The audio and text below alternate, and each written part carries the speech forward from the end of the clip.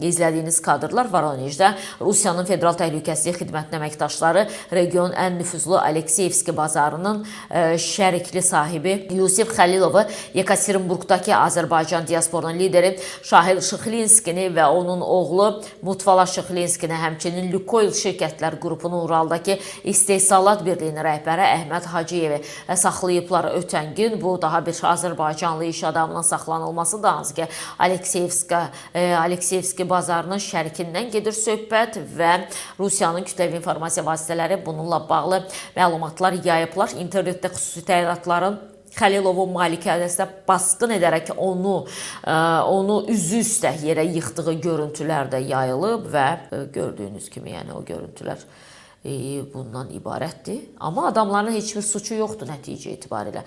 Sadəcə iş adamlarına yönəlik başlayıblar artıq belə bir addım atmağa. Adam həyat yoldaşı ilə evində də gəlib qapını qırırlar, döyürlər, biz gəlmişik, hə. Yəni, niyə gəlmişsiniz, səbəbi nədir gəlməyə və fikir verin. Burada artıq onların yanaşmasına və hərəkətlərinə. Xəlilovun Voronej vilayətindəki Azərbaycan diasporunun əməkdaşı olduğu da bildirilir. Hələlik başqa təfərrüatlar və ya rəsmi şərh yoxdur bununla bağlı. Və telefonun kodunu açırlar burada.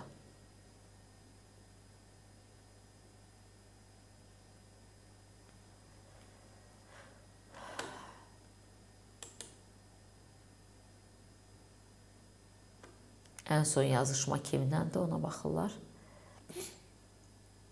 Və telefon pilot rejiminə atıldı.